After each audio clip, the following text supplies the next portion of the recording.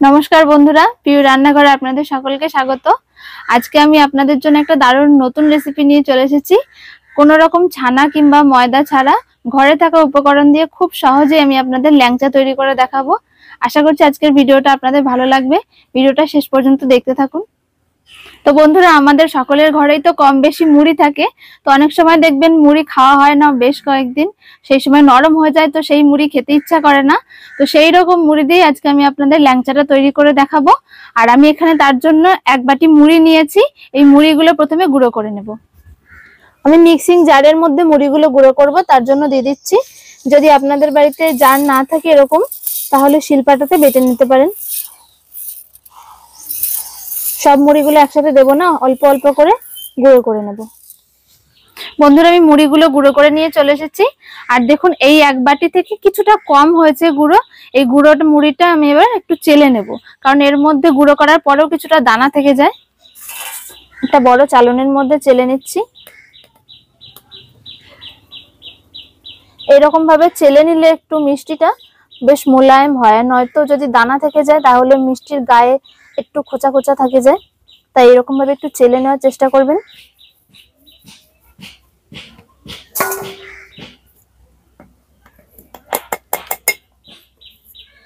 বন্ধুরা, উনুন ধরে গেছে, আমি কড়াইটা বসিয়ে দিচ্ছি। আর এই কড়াইতে আমি দিয়ে দিচ্ছি দুধ। যতটা আমি মুড়ির গুঁড়ো নিয়েছিলাম ঠিক ততটাই দুধ দিচ্ছি। আর আমি এখানে প্যাকেটের যে লিকুইড দুধ হয় সেটাই দিয়েছি। কড়াইয়ে দিয়ে দিচ্ছি।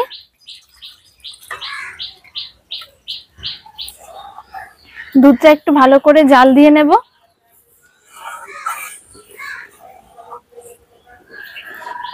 দুধটা আমি খুব ভালো করে জাল করে নিয়েছি। আর এইবারে আমি দিয়ে দিচ্ছি যে গুঁড়িয়ে রেখেছিলাম মুড়িটা, সেই মুড়িটা আমি দুধের মধ্যে দিয়ে দিচ্ছি।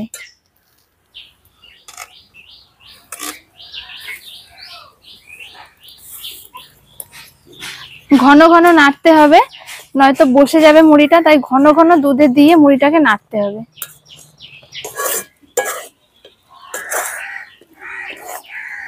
অল্প অল্প জালে এরকম ভাবে মুড়িটাকে একটু ঘন ঘন নেড়ে একটু শক্ত করে নিতে হবে, তবে খুব বেশি শক্ত করলে চলবে না।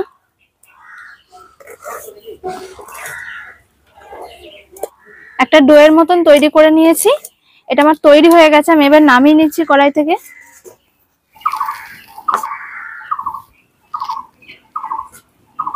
ডোটা খানিকটা ঠান্ডা হয়ে গেছে, একটু ঠান্ডা করে নেবেন, নয়তো হাতে দিয়ে ঠিক মতন মাখা যাবে না। এর মধ্যে আমি দিয়ে দিচ্ছি ছোট চামচের হাফ চামচ এলাচের গুঁড়ো। এটা বাড়িতে গুঁড়িয়েছি আমি, তাই এরকম একটু গোটা গোটা হয়ে রয়েছে। আর দিয়ে দেবো একটু খাবার সোডা। ছোট চামচের 1 চামচ খাবারের সোডা দিচ্ছি। আর দিয়ে দিচ্ছি দুটো ডিম।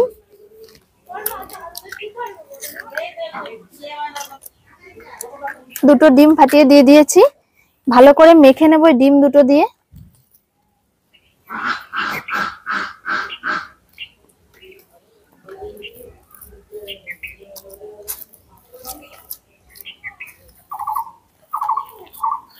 ডিমটা দিয়ে মোটামুটি মাখিয়ে নিয়েছি। এবার এর মধ্যে দিয়ে দিচ্ছি 10 টাকা প্যাকেটের 1 প্যাকেট গুঁড়ো দুধ। এই গুঁড়ো দুধটা দিলে কিন্তু এই মিষ্টিটার স্বাদটা আরো ভালো হবে। গুঁড়ো দুধ দিয়েও ভালো করে মাখিয়ে নেব।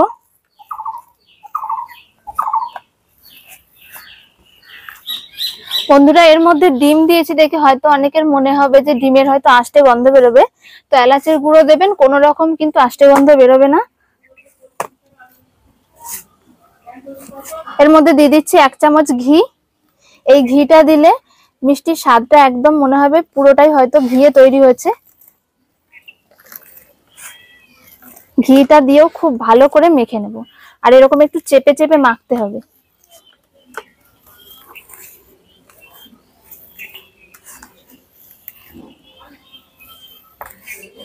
সবকিছু দিয়ে খুব ভালো করে মেখে নিয়েছি। আর দেখুন, একটা ডো তৈরি হয়ে গেছে। তবে চেষ্টা করবেন যে একটু মাঝারি মাপের ডোটা রাখতে, খুব বেশি নরম কিংবা খুব বেশি শক্ত না। আর যদি শক্ত হয়ে যায় তাহলে একটু দুধ দিয়ে মেখে নেবেন। এবার আমি ল্যাংচাগুলো শেপ দিয়ে নেব। আমি হাতে একটু ঘি মাখিয়ে নিয়েছি, তাহলে হাতে লেগে যাবে না। এবার এক এক করে ল্যাংচাগুলোর শেপ দিয়ে নেব।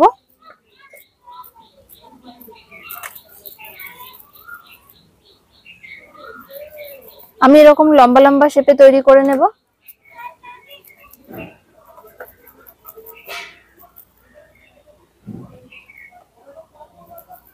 এইরকম লম্বা লম্বা শেপে তৈরি করে নিচ্ছি। আপনারা কিন্তু এর থেকে ছোট কিংবা বড় সাইজেরও করতে পারেন। আরো একটা আপনাদের আমি করে দেখাচ্ছি। হাতের মধ্যে এইভাবে কিছুটা লেচি নিয়ে এরকম একটু গোল করে নেবেন। প্রথমে এরকম গোল করে নিয়ে তারপরে লম্বা করে নিতে হবে। এইভাবে করে নেবেন, দেখবেন গায়ে কিন্তু একটুও ফাটা থাকবে না। গায়েতে যদি এরকম ফেটে থাকে তাহলে কিন্তু ভাজার সময় ফেটে যাবে। দেখুন গায়ের কিন্তু কোথাও ফাটা নেই। এইরকম ভাবে তৈরি করতে হবে, একদম মোলায়েম।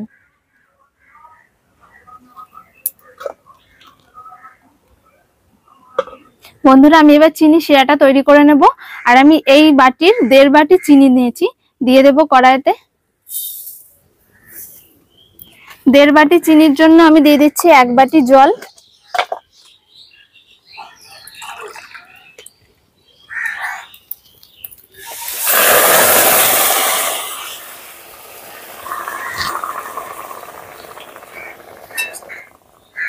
চিনিটা ভালো করে গলিয়ে নেব প্রথমে।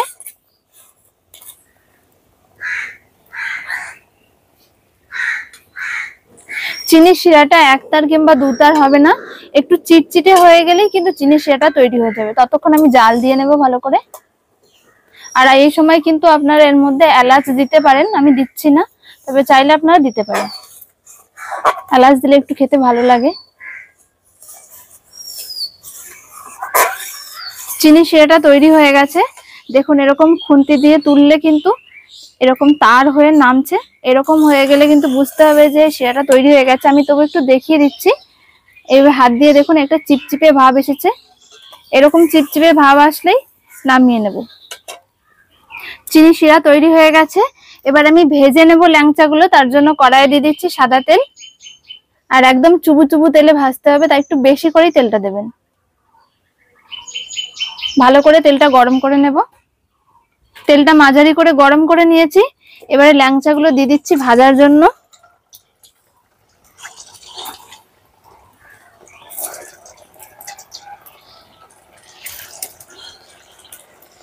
প্রথমেই কিন্তু উল্টাতে যাব না, একটু ভেজে ভেসে উঠলে তারপরে উল্টাবো।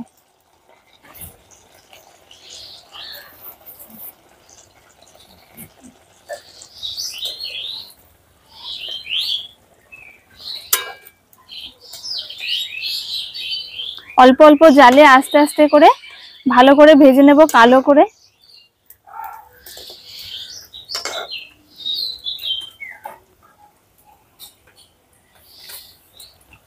দেখুন আস্তে আস্তে কালারটা পাল্টে যাচ্ছে। একদম কালো রং করে যেরকমের ল্যাংচাগুলো হয় সেরকম কালো রঙের ল্যাংচা তৈরি করব, তাই একটু কালো করে ভেজে নেব।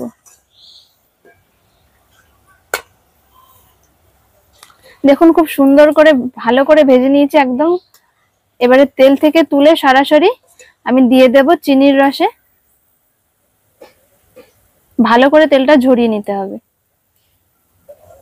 এই গরম অবস্থাতে আমি দিয়ে দিচ্ছি বা চিনি শিরার মধ্যে।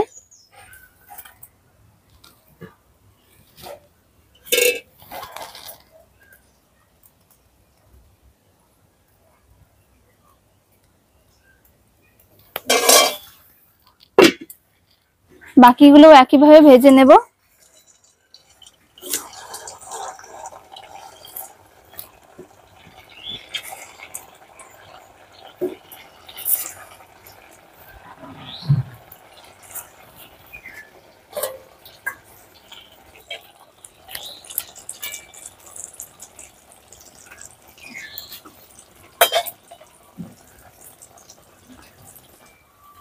ল্যাংচাগুলো দেখুন কতটা সুন্দর ভাজা হচ্ছে। এরকম ভাবে ভেজে নিতে হবে। আর গা গুলো দেখুন একটুও কিন্তু ফেটে যায়নি, একদম মোলায়েম হয়ে রয়েছে। ঠিক এরকম ভাবে ভেজে নিতে হবে। অল্প জালে এরকম উল্টে পাল্টে আস্তে আস্তে করে কিছুক্ষণ ভেজে নিতে হবে।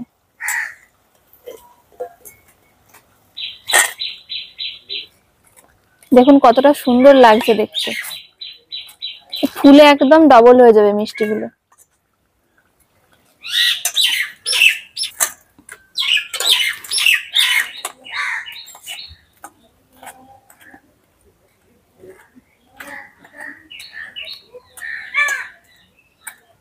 সব ল্যাংচাগুলো আমি দেখুন রসের মধ্যে ভিজিয়ে নিয়েছি।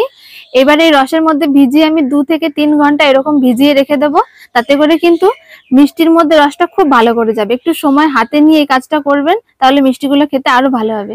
আমি 2-3 ঘন্টা পর ফিরে এসে আপনাদের দেখাচ্ছি। বন্ধুরা 2-3 ঘন্টা পর আমি ফিরে এসেছি। আপনাদের এবার দেখাবো মিষ্টিগুলো ঠিক কতটা সুন্দর হয়েছে। বন্ধুরা মিষ্টিগুলো দেখুন কতটা সুন্দর, আর ডুবে একদম কিন্তু রস টেনে ডবল হয়ে গেছে। দেখুন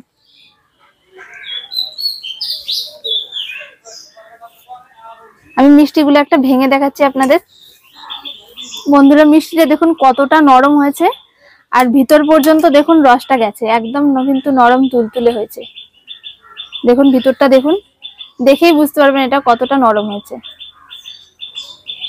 আর দেখতে কিন্তু একদম দোকানের ল্যাংচার মতনই লাগছে। আমি আরো একটা আপনাদের কেটে দেখাচ্ছি। দেখুন এটা কতটা রসালো হয়েছে আর কতটা সুন্দর লাগছে দেখতে।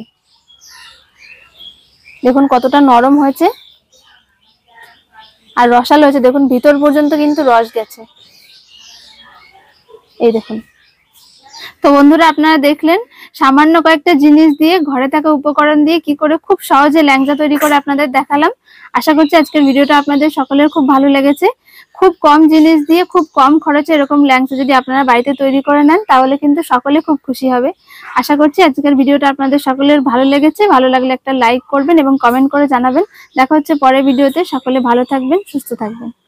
কেমন আছে অরিত্র? ভালো আছে? আর খাবি? হ্যাঁ।